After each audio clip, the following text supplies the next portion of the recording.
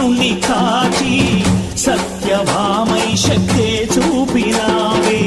నరలోక భారాన్ని భూదేవై మోసి సాటి లేని సహనం చాటినావే భద్రకాళి నిన్ను శాంతపరిచేందుకు రుద్రనేత్రుండు శివుడైన సరితూగునా బ్రహ్మకు మేధస్సు విష్ణుకు తేజస్సు నీ పదధూళిని తాకక వచ్చనట